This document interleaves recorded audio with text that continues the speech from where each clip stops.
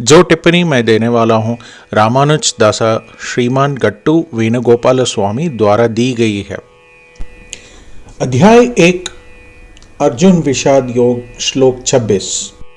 तत्रापश्यत् स्थितान् पार्थः पितॄनध पितामहान् आचार्यान् मातुलान् भ्रातॄन् पुत्रान् पौत्रान् सखींस्तथा। ओम। जब भी श्री कृष्ण ने अर्जुन से कहा, अर्जुन ये महान कौरव योद्धा हैं जो इस युद्ध में लड़ने के लिए तैयार हैं, एक बार उन पर गौर कर लो। फिर अर्जुन ने उन सबको देखा जो उसके पिता समान थे, पितामह समान थे, आचार्य थे, मामा थे, बड़े और छोटे भाई थे, जो उनके पुत्र के समान थे, मित्र थे। उन्होंने उन सभी को एक साथ देखा।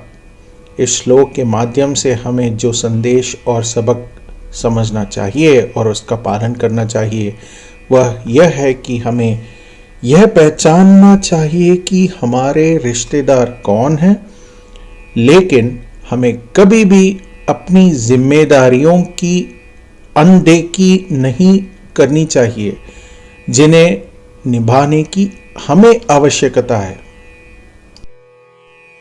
श्रीमद् भगवत गीता का संपूर्ण सार श्री कृष्ण परमात्मा ने अध्याय 18 के श्लोक 65 से 70 में 8 कार्य करने के लिए दिया है। श्री कृष्ण कहते हैं, मैं उन लोगों से प्रेम करता हूं जो इन 8 बातों का पालन करते हैं। मैं उन भक्तों की सब प्रकार से रक्षा करूंगा। श्री कृष्ण परमात्मा द्वारा बोली गई संपूर्ण भगवत गीता को सुनने के बाद अर्जुन कहते हैं, करिष्ये वचनम तव, जिसका अर्थ है, कृष्ण मैं वही करूंगा जो आप कहते हैं। यही कारण है कि श्री कृष्ण ने अर्जुन को सभी प्रकार की सफलताएं और विजय प्रदान की। आइए हम परमात्मा को अपनी प्रतिज्ञा दें कि हम इन 8 कर्मों का पालन करेंगे।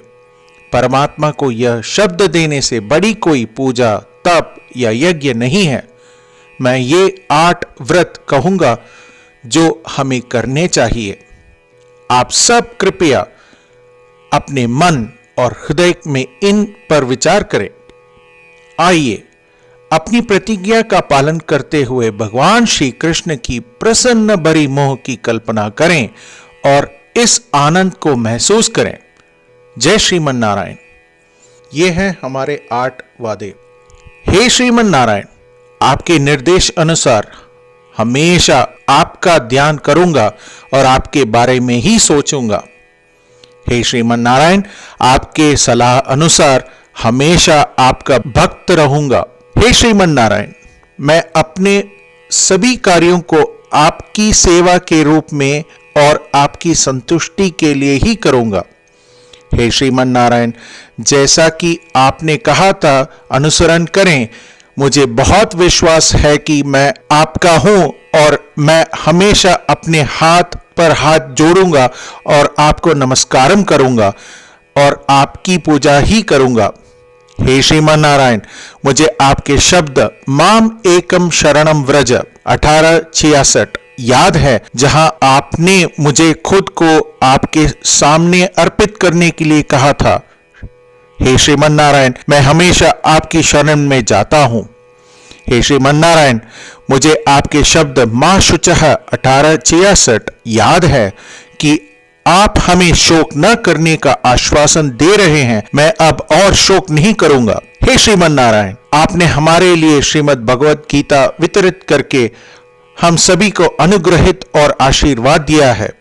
मैं प्रतिदिन कम से कम 1 श्लोक पढ़ने या सुनने का वचन देता हूं। हे श्रीमन नारायण, आपने गीता को पूरी मानवता तक पहुंचाई। मैं गीता में आपके दिव्य शब्दों को उन भक्तों तक पहुंचाऊंगा या पहुंचाने का प्रयास करूंगा जो गीता से अपरिचित हैं।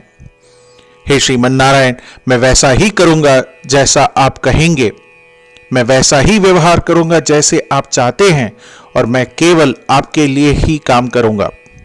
प्रत्येक दिन श्रीमन नारायण को अपना वचन देना ही हम वैसा ही करेंगे जैसा वे कहते हैं, अपने आप में एक महान पूजा है।